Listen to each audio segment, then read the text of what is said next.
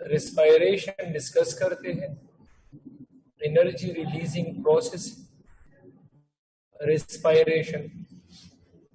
अब रेस्पायरेशन मैंने डिस्कस किया था, रेस्पायरेशन का जो फार्मूला था वो मैंने आपके साथ बिल्कुल शेयर किया था, और वो क्या है तो चलो इसको डिस्कस करते हैं। इस रेस्पायरेशन में हम एरोबिक रेस्पायरेशन को डिस्कस करेंगे।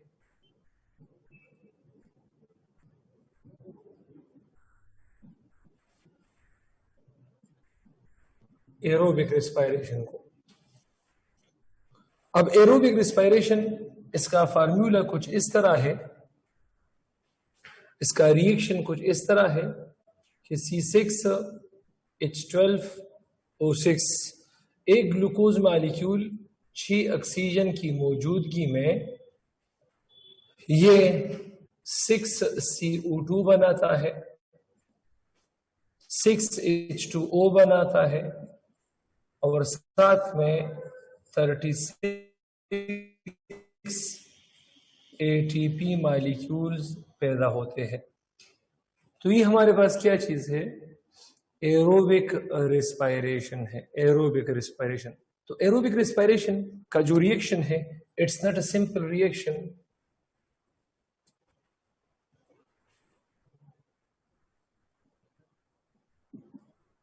Reaction for aerobic respiration is not a simple one. ये एक simple reaction नहीं है. This reaction completes in 4 steps.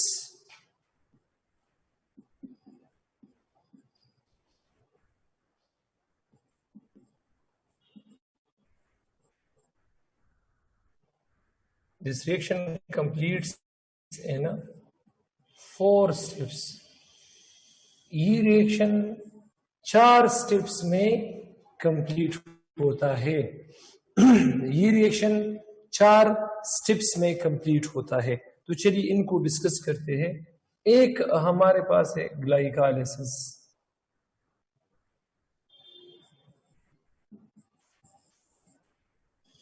Glycolysis के बाद है लिंक रिएक्शन.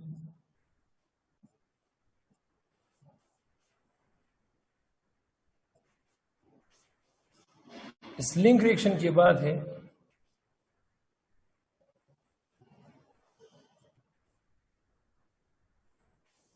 क्रेब्स साइकिल, और लास्ट में है इलेक्ट्रॉन ट्रांसपोर्ट चेन.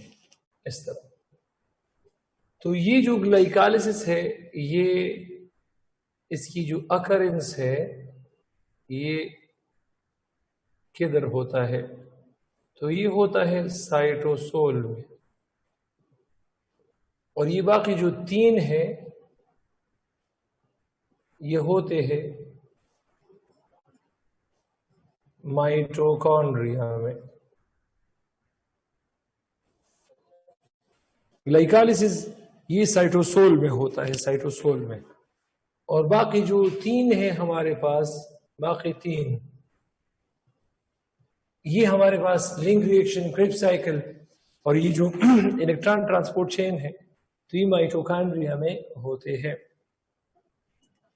यहां पर मैं डायरेक्ट रिएक्शन लिखता हूं कि इस तरह की ग्लाइकोलाइसिस को जब मैं कंप्लीट करूंगा तो इसमें मेरे पास 4 एटीपी बन जाएंगे, और 2 इसमें NADH2 बन जाएंगे. इस तरह लिंक रिएक्शन में एटीपी नहीं बनता, अलबत्ता 2 NADH2 बन जाते हैं. क्रेब्स साइकिल में 2 हमारे पास GTP which is equal to ATP, और हमारे पास इसमें 6 NADH2 बन जाते हैं, और साथ में 2 FADH2 भी बन जाते हैं. अब कुल मिला के अगर आप लोग देख लो, कुल मिला के, बिल्कुल कुल मिला के, तो ये तकरीबन 4 और 6, ये 6 ATP है, प्लस ये 10 NADH2 बनते हैं। एक ग्लूकोज से हलीमा साबिर, कैमरा ऑफ करें, हलीमा साबिर,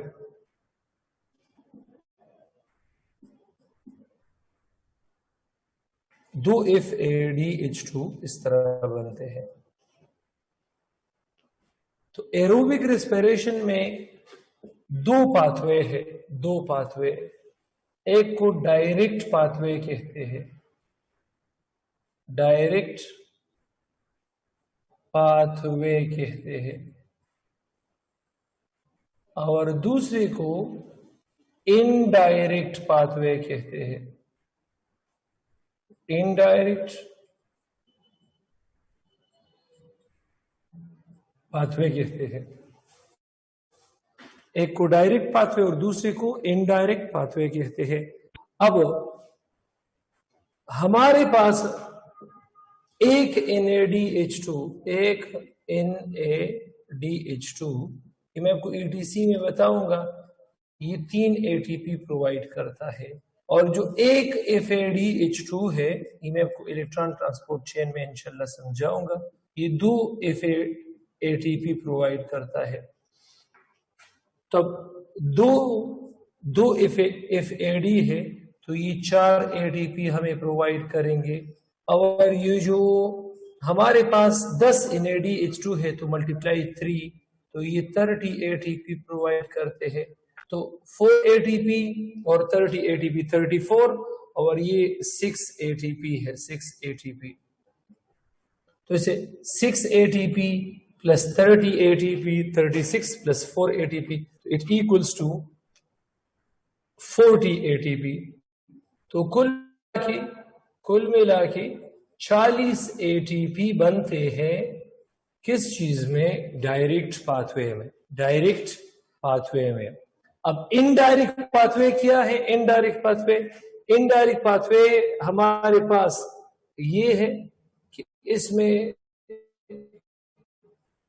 18 ATP यहां से बनते हैं, क्योंकि एक NADH2 3 ATP प्रोवाइड करता है। ये 6 ATP के बराबर है, क्योंकि एक NADH2 ये 3 ATP। अब ग्लाइकोलाइसिस साइटोसोल में होता है, तो ये 6 ATP प्रोवाइड करेगा, लेकिन इसकी ट्रांसपोर्ट, अब साइटोसोल से NADH2, एक NADH2 को अगर मैं माइटोकॉन्ड्रिया में ट्रांसपोर्ट करूंगा तो एक ATP इस्तेमाल होता है, और अगर दूसरा NADPH2 में इस्तेमाल करूंगा तो फिर दूसरा ATP भी इस्तेमाल होता है। तो ये हमें 6 ATP प्रोवाइड करता है, लेकिन इसकी ट्रांसपोर्टेशन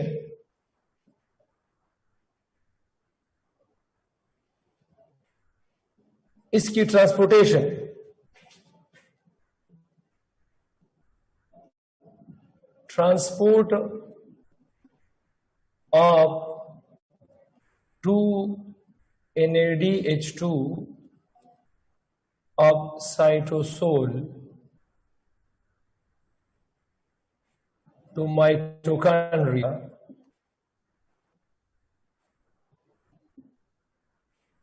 utilizes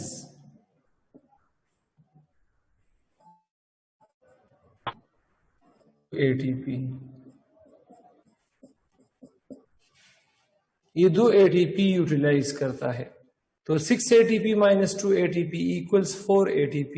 तो फिर हमारे पास ये 12 ATP और 6 ATP, और ये 6 ATP है, लेकिन ये 4 हम कंसिडर करेंगे, क्योंकि 2 ATP इस्तेमाल हो गए हैं। कहां पर इस्तेमाल हो गए? इसको हमने ट्रांसपोर्ट किया है, तो ये हमें 38 ATP प्रोवाइड करेगा। इसका कुछ मैकेनिज्म कुछ इस तरह है। अच्छा, इसका एक और चीज मैं आपको बताना चाहता हूं कि जब डायरेक्ट ATP बनता है, एक ग्लूकोज से जब डायरेक्ट ATP बनता है, तो इसको सबस्ट्रेट लेवल ATP कहते हैं।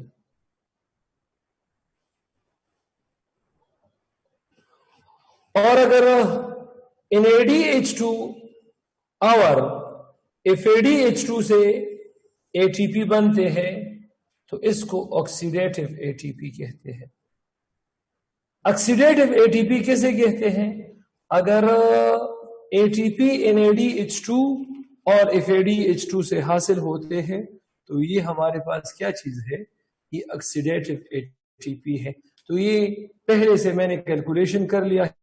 अब पार्ट्स में जब मैं कैलकुलेशन करूंगा तो आपके लिए आसानी होगी। कोई इससे स्क्रीनशॉट लेना चाहते हो तो ले सकते हो। और हमारे पास इसमें मैं ग्लाइकालिस को एक्सप्लेन करने वाला हूँ। शाबाश।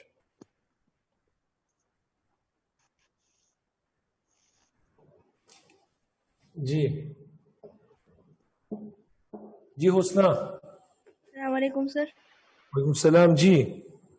सर ये फिर हम कहते हैं ये 36 ATP, तो ये हम फिर नेट बोले वो नेट है, ठीक है। तो नेट बोथ डायरेक्ट और इनडायरेक्ट। वो नेट दोनों में हमारे पास डायरेक्ट एटीपी में नेट हमारे पास 36 होगा, इनडायरेक्ट में भी नेट 36 होगा।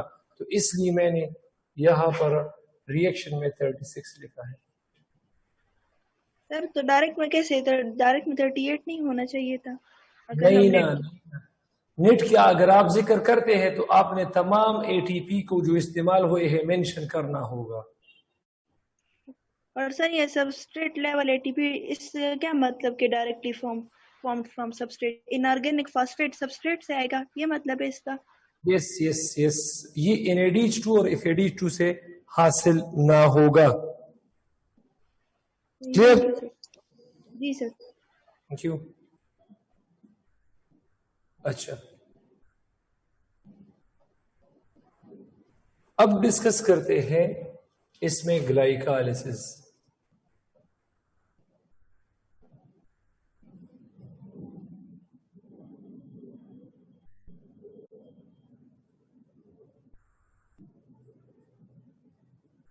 It is the breakdown of glucose, the complete breakdown of glucose molecule into two molecules of pyruvic acid.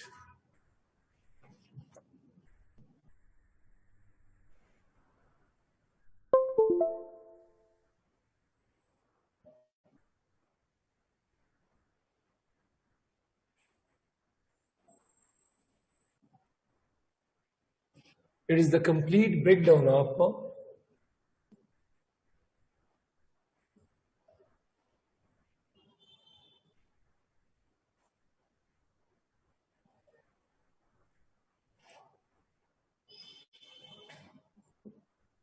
into pyruvic acids.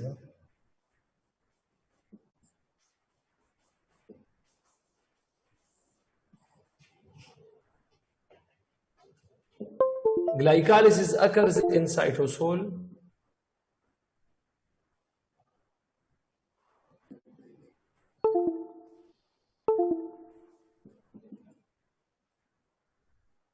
In cytosol and completes in two steps. जी एमन आसिफ। अस्सलाम वालेकुम sir. सलाम जी। Sir मैंने सिर्फ ये पूछना था कि जो डायरेक्ट पाथवे में 40 ATPs बनते हैं ना और इनडायरेक्ट में 38 ATPs बनते हैं, तो ये हमारे पास ग्रॉस प्रोडक्शन है? यस, ग्रॉस प्रोडक्शन है। सही है। और नेट 36 होंगे? दोनों में 36, ठीक है। सही है sir, thank you. Glycolysis occurs in cytosol and completes in two steps.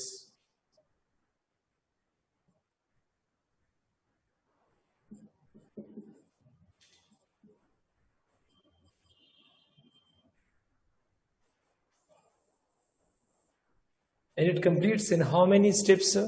It completes in two steps. एक को हम प्रिपरेटरी फेज कहते हैं और दूसरे को हम ऑक्सीडेटिव फेज कहते हैं। तो पहला हमारे पास है प्रीपरेटरी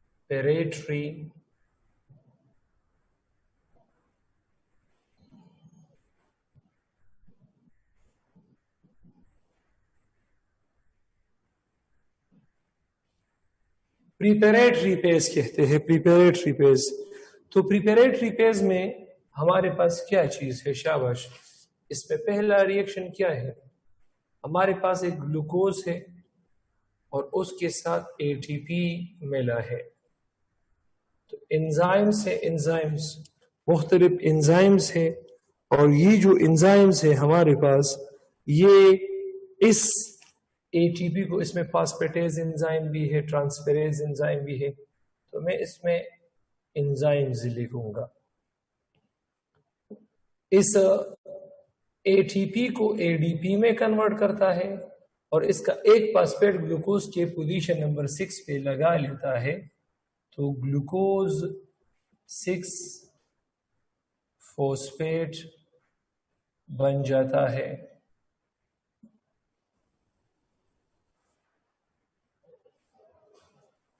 ये पहला स्टेप है। इसका जो दूसरा स्टेप है, इसमें ये ग्लूकोज जो 6 फॉस्फेट है, तो इस पे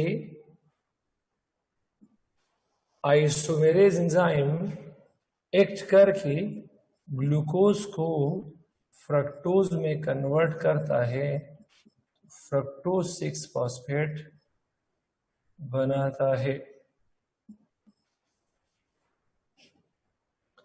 इसका तीसरा रिएक्शन कुछ इस तरह है कि जो फ्रक्टोज 6 फॉस्फेट है,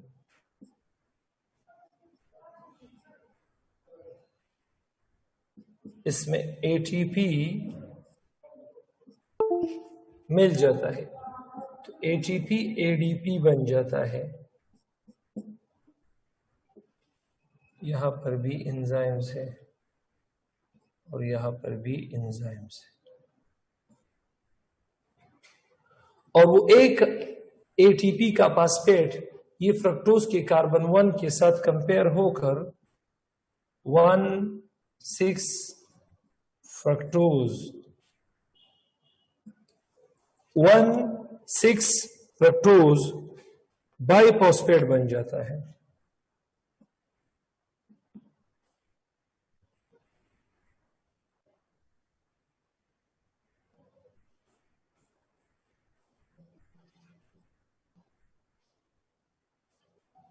इस तरह। और प्रिपेरेटिव स्टेप में लास्ट वन क्या है कि हमारे पास जो 1,6 फ्रक्टोज बाइफॉस्फेट है,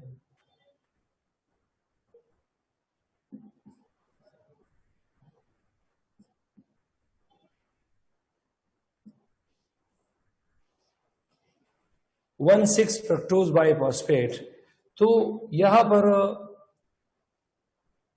एंजाइम्स उससे 2 मॉलिक्यूल्स बनाते हैं।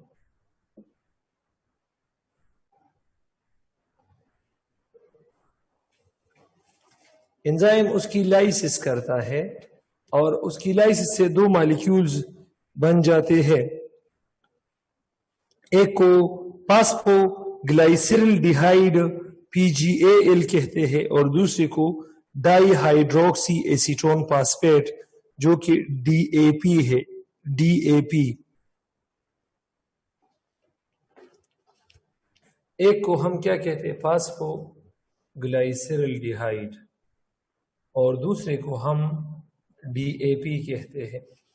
अब DAP से अगर पानी निकल जाता है, DAP से अगर H2O निकल यहां देखो, अगर इसके साथ H2O ऐड हो जाता है तो ये पीगाल में कन्वर्ट हो जाता है, ये इसमें कन्वर्ट हो जाता है।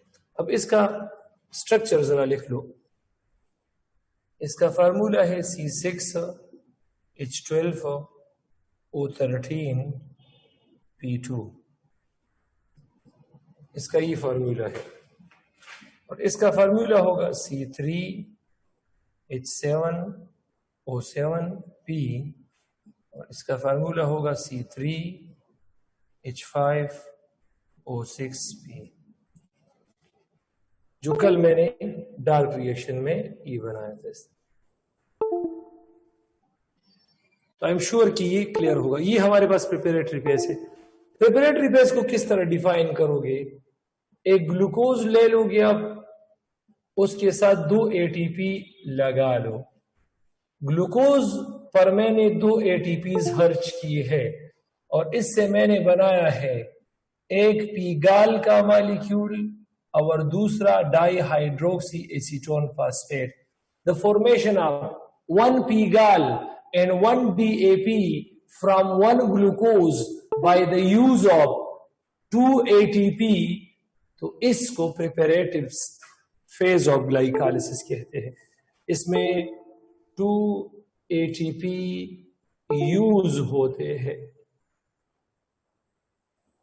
और नो ATP प्रोड्यूस।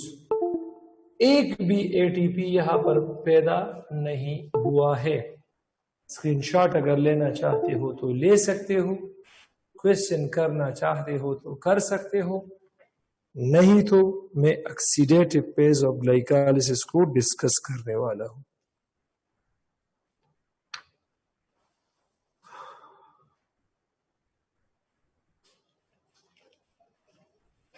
अच्छा, अब मैं डिस्कस करूंगा ऑक्सीडेटिव फेज। ऑक्सीडेटिव फेज से मैं शुरुआत करूंगा PGAL से और DAP से। इनमें मैं जब काउंटिंग करूंगा, काउंटिंग तो इस तरह होगा। अच्छा, अब पहला रिएक्शन है, पहला रिएक्शन। तो पहला रिएक्शन ये है कि PGAL बना है और DAP बना है। तो PGAL ये ऑक्सीडेटिव स्टेट है, लॉस ऑफ इलेक्ट्रॉन करेगा। इसके साथ NAD रिएक्शन करता है। अब NAD के साथ जब ये रिएक्शन करता है तो इससे H2O निकल जाता है। NAD 2 हाइड्रोजन इससे ले लेता है और ये फास्फोइनोल पायरुवेट बन जाता है। फास्फोइनोल पायरुवेट के साथ फॉस्फेट मिल जाता है माइटोकॉन्ड्रिया जो साइटोसोलिक मैट्रिक्स है उससे, और ये बनाता है बाय फास्फोइनोल पायरुवेट। यहां भी कुछ इस तरह है। इसके साथ भी NAD रिएक्शन करके H2O बनाता है और ये NAD, सॉरी यहां H2O नहीं बनता, यहां डायरेक्ट NADH2 बनता है। NADH2 बनता है और फास्फोइनोल पायरुवेट बनता है। उसके साथ जब अकेले साइटोसोलिक इनऑर्गेनिक फास्फेट रिएक्शन करता है तो बाय फास्फोइनोल पायरुवेट बने। चलो, वो जो मेरा वाला तरीका है उस पर ट्राई करते हैं। इसका फार्मूला है C3H7O7P। इसके साथ NAD ने रिएक्शन किया है, 2 हाइड्रोजन इससे निकले हैं, 1 ऑक्सीजन और 2 हाइड्रोजन NAD ने भी लिया है। तो काउंटिंग करो, C3 हाइड्रोजन 7 थे तो 4 निकल गए हैं H3, ऑक्सीजन 7 थे 1 निकल गया है O और फास्फेट है।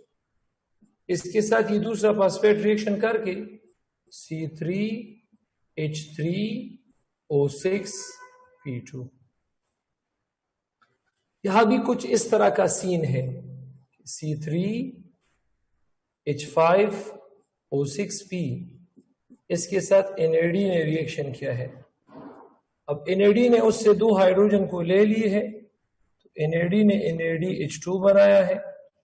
साथ में C3 5 हाइड्रोजन में से 2 निकलकर 3 O6 और P। इसके साथ P ने रिएक्शन करके C3H3O6P2। और दूसरा रिएक्शन इसका कुछ इस तरह है। अब bye phosphoenol pyruvate, bye phosphoenol pyruvate बना है। अब इसके साथ एक ADP रिएक्शन करके इससे एक ATP बनाता है और दोबारा PEP बन जाता है पीईपी के साथ एडीपी दोबारा मिल जाता है, एडीपी दोबारा एटीपी में कन्वर्ट होता है और पायरुविक एसिड बन जाता है।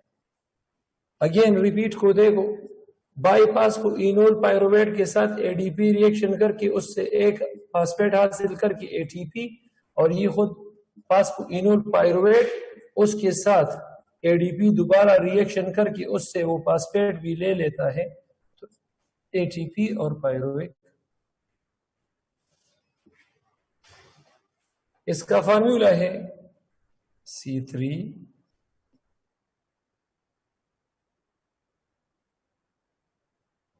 इससे एक एडीपी इसके साथ रिएक्शन करके एटीपी बनाता है, इससे C3H3O6P, और इसके साथ एक एडीपी रिएक्शन करके एटीपी बनाता है और C3H3O6। इस तरह यहां भी कुछ इस C3H3O6P2 इसके साथ एडीपी ने रिएक्शन किया है, एडीपी एटीपी में कन्वर्ट होगा, और ये C3H3O6P और यह एडीपी दोबारा इसके साथ रिएक्शन करके वो एक फास्फेट भी ले लेगा और C3H3O6।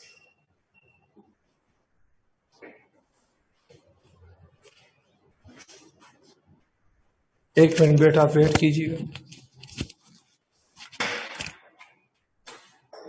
एनर्जी कैलकुलेशन में हम क्या डिस्कस करेंगे, जरा यहां देखो। अब ऑक्सीडेटिव फेज में ये जब मैंने शुरू किया तो इसमें एक NADH2 वेट हुस्ना वेट,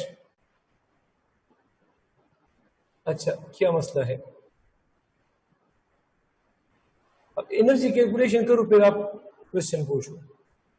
एक यहां बना है और एक यहां बना है, तो मतलब मेरे कहने का मतलब ये है कि पीगाल से मैंने NADH2 बनाया है एक, और DAP से भी मैंने NADH2 बनाया है। अब दूसरे स्टेप में अगर आप देखो तो इससे पीगाल से एक ATP और एक ATP है, तो दो ATP, और वो जो DAP से एक ATP और एक ATP है, तो दो ATP ऊपर इससे और दो ATP नीचे वाली रिएक्शन में, और एक पायरुविक एसिड, और यहां भी एक pyruvic acid. So the conversion of PGAL, अगर आप पीगाल से NADH2 2 ATP और एक पायरुविक एसिड बना रहे हो, या आप DAP से एक NADH2 2 ATP और एक पायरुविक एसिड बना रहे हो, तो इस स्टेप को हम ऑक्सीडेटिव स्टेप ऑफ ग्लाइकोलाइसिस कहते हैं। एनर्जी कैलकुलेशन ये है कि नो ATP यूटिलाइज, यहां पर कोई ATP हम इस्तेमाल नहीं करते। 4 ATP फॉर्म्ड, 4 ATP बनते हैं, सबस्ट्रेट लेवल ATP, और 2 NADH2 फॉर्म्ड। तो ये हमारे पास ग्लाइकोलाइसिस था, खत्म हुआ। कोई क्वेश्चन है? Now raise your hand. शाबाश जी। दाता होती PEP निकले बुक के को भी PGL रही दा संग चल रही जी सर, बुक में नहीं है, बाईफॉस्फोग्लिसरेट है, अब आपने बाईफॉस्फोइनोल पाइरुवेट लिखा है ये सर क्या? यार हमारा यार ये तो 3 कार्बन मैंने कल भी आपको बताया था, ये phosphoenol pyruvate, phosphoglycerate and DAP, these are 3 carbon sugar same है, और ये एक दूसरे के आइसोमर्स है, ये एक दूसरे के आइसोमर्स है, आइसोमर्स। क्लियर है? थोड़ा थोड़ा किस तरह थोड़ा थोड़ा सर, मतलब ये अब देखिए पायरोविक एसिड का फार्मूला भी आप देखें ना, C3H3O6 आपने लिखा है, लेकिन बुक में हमारे पास C3H4 है हमारे पास। तो आपकी बुक वालों ने डायरेक्ट लिखा है और मैं थ्रू प्रॉपर चैनल पे आ रहा हूँ। मैं कल इसी फार्मूले पर, मैं इसके बाद में इस फार्मूले पर ऐसी लिंक रिएक्शन भी डिस्कस करूंगा और कल इसी फार्मूले को लेकर मैं साइकिल भी डिस्कस करके पूरा का पूरा साइकिल आपको समझाऊंगा। सर ये फर्क इसलिए आ रहा है क्योंकि आपने लास्ट में पी से वाटर को रिमूव नहीं किया, उसको रिमूव करेंगे तो फिर हमारे पास फार्मूला पायरोविक एसिड का सही आएगा। नहीं, वाटर को मैंने रिमूव करना होगा क्योंकि डीएपी और पीजीएल में वाटर का फर्क है, दोनों में वाटर का डिफरेंस है। अगर वाटर का डिफरेंस ना होता तो फिर मैं 2 मॉलिक्यूल पीजीएल लिख देता। क्लियर है? जी सर। अब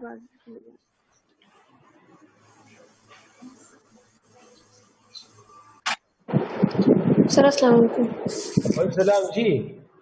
सर ये सबस्ट्रेट लेवल एटीपी का दोबारा बताएं। जो एटीपी डायरेक्ट पैदा होता है उसको हम सबस्ट्रेट लेवल एटीपी कहते हैं। जो एटीपी डायरेक्ट पैदा होता है, अब ये देखो ना, ये हमारे पास ये एटीपी डायरेक्ट पैदा हुआ है तो इसको हम सबस्ट्रेट लेवल एटीपी कहते हैं, और ये डायरेक्ट पैदा हुआ है तो इसको हम सबस्ट्रेट लेवल एटीपी।